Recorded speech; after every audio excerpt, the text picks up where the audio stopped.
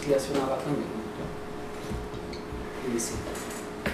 Dia 13 de dezembro de 2016, Procuradoria-Geral da República, presentes colaborador Emílio Odebrecht, acompanhado de seus advogados, presentes os membros do Ministério Público, feitas as advertências no depoimento número 1, passamos diretamente a tratar do tema relacionado a este termo de depoimento, que é o anexo 3, relacionado a Fernando Henrique Cardoso. Pois não, Tamiro, o que o senhor tem para trazer em relação a esse tema? Bom, veja bem, eu sinceramente eu não tenho nada que aí eu procurei identificar alguma coisa que eu pudesse dar de colaboração no sentido do que vocês estão pesquisando. Não tem. Foi uma pessoa que eu conheci logo depois que ele voltou, praticamente no ano seguinte que ele voltou do exílio, que me apresentou ele. Foi um amigo de criança, de infância. Ele era mais velho do que eu, chamava-se Valdir Pires, que já foi, inclusive, governador. Ele, se eu não me engano, até procurador, como formação. Hoje é vereador de Salvador. Então, um sonhador, vamos dizer. Mas ele que me apresentou a Fernando Henrique naquela época. Isso nós estamos falando da década de 79, 80, por aí. 81, por aí. Antes disso, talvez até um pouco. 78. E aí ele tinha, por como que apareça, eu comecei a perceber que ele era, depois do meu convívio com ele, o meio empresarial tinha um certo receio, que ele vinha de uma fase de liderança da esquerda. Fernando Henrique. Fernando Henrique. E eu procurei, inclusive, combinado com ele, um trabalho junto ao empresariado, mostrar, porque eu passei a conhecê-lo e a ver. E quando eu fui apresentado pelo Valdir, eu fui a partir de uma ideia que nós tínhamos, que era um projeto chamado Projeto Gás Brasil, que era um programa extremamente importante para o país, que tinha a ver com o quê? Pegar gás da Argélia, predominantemente, que praticamente era um gás de altíssima qualidade, era quase condensado, que atenderia todas as necessidades naquele momento da petroquímica e para o futuro de crescimento da petroquímica, Argentina e Bolívia, onde nós pagávamos esse gás, nós tínhamos feito todo esse programa, pagávamos esse gás com exportações de bens e serviços brasileiros. Era um alto negócio para todo mundo, para a indústria brasileira, para o país, para tudo. E mais uma vez, aqueles problemas da Petrobras, que na matriz energética, se o gás entrasse, ele substituiria o óleo combustível, cujo programa de óleo combustível a Petrobras não tinha muitas alternativas. Ou seja, como ela sempre fez durante toda a vida dela, predominava os interesses, não do país, os interesses dela, apesar do controle ser um controle de Estado. Muito bem. E por mais que a gente tivesse investido nisso, ele tivesse ajudado junto a... Porque o São Paulo ia comprar grande parte. O motivo de ele ter, vamos dizer, ser inserido na contribuição era porque ele precisava de ajudar aberturas para a gente dialogar para que o mercado de São Paulo absorvesse parte disso, desse gás. Mas ele tinha algum cargo público? Nada, já nessa época? Nenhum cargo. Ele ia ajudar em que sentido? Por ser uma no sentido que ele comprou a ideia do projeto. Ele entende. Ele sempre foi como, apesar da maioria não acreditar, mas eu sou testemunha, como o próprio Lula. Era entusiasta. Ele comprava esse projeto, esse e outros que ele comprou, porque foi, por exemplo, quando aí ele, senador, nós contribuímos com toda a experiência que nós já tínhamos absorvido no exterior, etc. Todo o processo, a lei de concessão hoje existente, foi ele que fez, com todo o respaldo, com toda a contribuição nossa, trazida experiência de como isso era feito no hemisfério norte. Os programas vinculados à questão de seguro-garantia, para dar tranquilidade ao cliente quanto à performance das empresas na entrega dos empreendimentos, etc. Também era uma experiência que nós tínhamos absorvido lá dentro dos Estados Unidos, e trouxemos, ele comprou, e aí ele comprou e fez com que isso surgisse e passou a ser uma política pública. E assim por diante, não vou me estender aqui, foram várias. Então, essa sempre foi uma relação que nós tivemos com ele desde o nascedouro, pelo alinhamento que nós tínhamos, porque nós tínhamos e temos a consciência que não existe organização realmente forte num país fraco. Então é preciso as duas coisas estarem juntas. Por isso que sempre no exterior, nesses países, nós sempre procuramos fazer empreendimentos que gerassem riqueza real, multiplicadora dentro daqueles países. Porque era a forma de a gente fazer com que o nosso crescimento tivesse casado com o crescimento desses países clientes. A mesma coisa a nível de Brasil. E essas pessoas enxergavam isso, viam isso. E toda a nossa estrutura foi formada com esse espírito. Nós não podemos estar conversando com essas autoridades simplesmente visando os nossos interesses. Porque nós, para podermos ter um futuro nesses países onde nós atuamos, inclusive no Brasil, nós temos de ajudar ao crescimento quantitativo e qualitativo desses países. Pronto, e ele sempre foi um homem que aceitou. Então essa foi... Mas aí o senhor deu essa contextualização. Exato. Porque o senhor trouxe um anexo aqui, aí o anexo tem que ter um fato que o senhor julgou, o senhor, seus advogados, julgou relevante para a investigação da Lava Jato. Algum fato ilícito.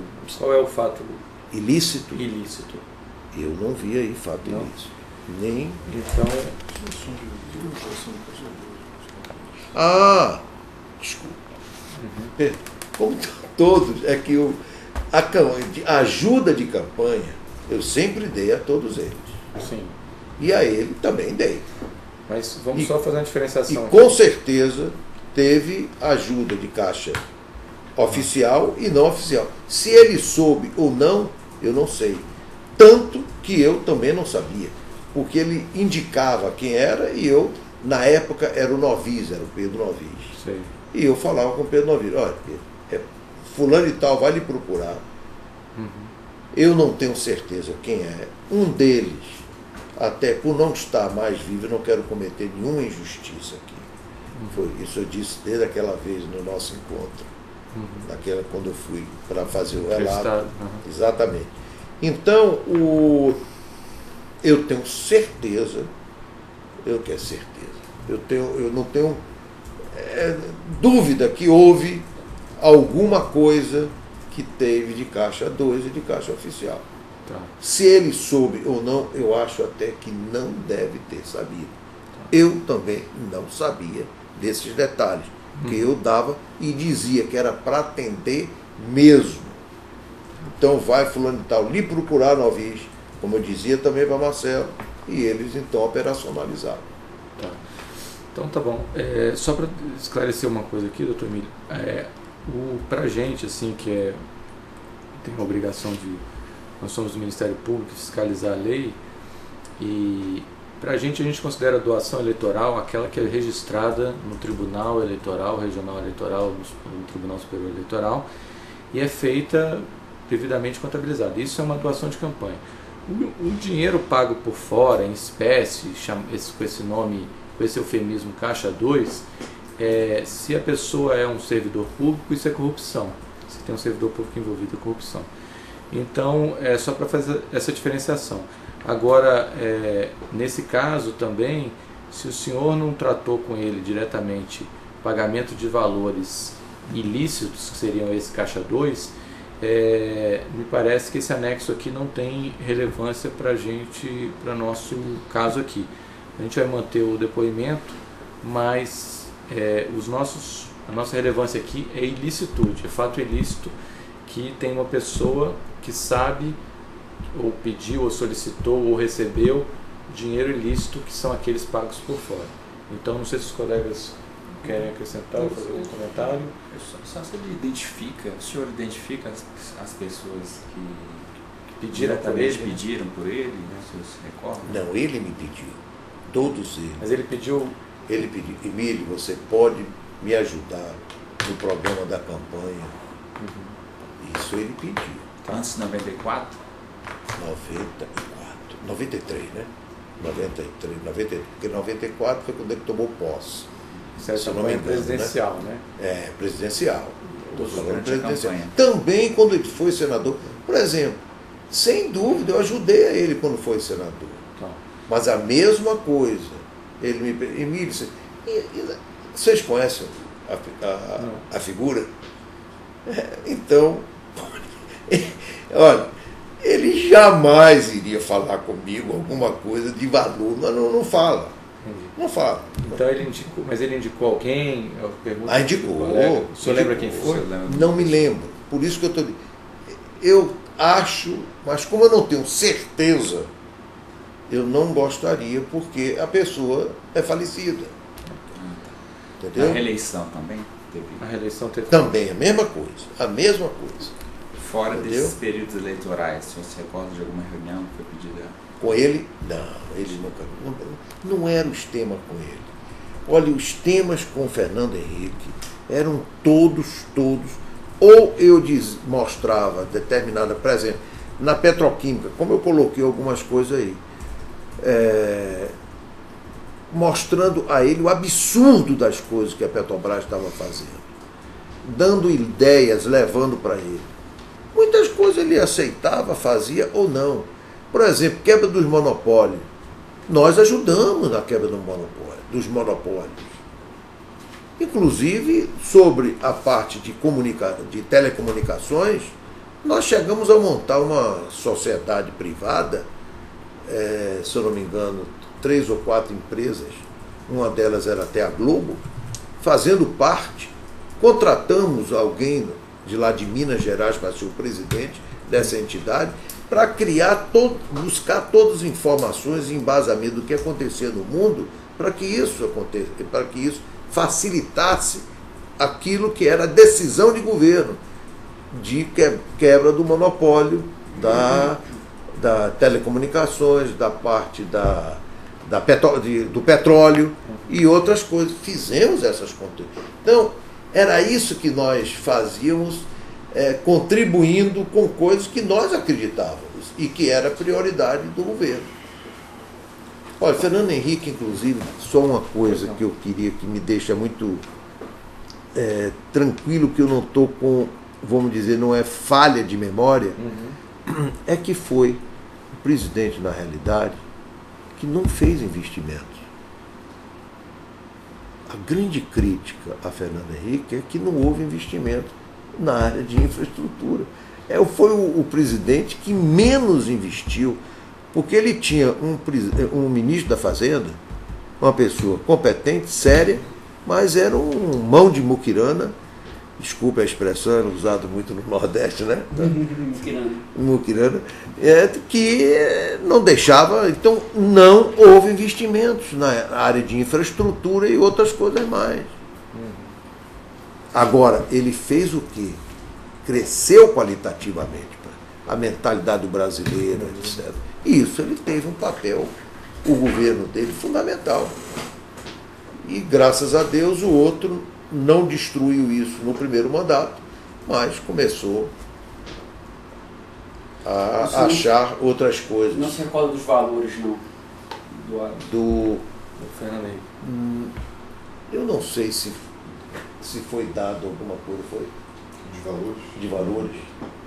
Eu não sei. Novis, eu não sei se Novis colocou na dele alguma coisa. Eu não saberia. Não sabia. Porque como ele não falava comigo valores, eu delegava e dizia para atender. Não me interessava. Porque acontece o seguinte. Nosso pessoal, eles têm a participação sobre o lucro. Então, os problemas que eu muitas vezes tinha, não era o caso dele, mas era caso de outros, era simplesmente dizer o seguinte: seu pessoal não é fácil, hein? Por quê? O pessoal queria minimizar e eles queriam maximizar. Claro, meu pessoal quer minimizar, por quê?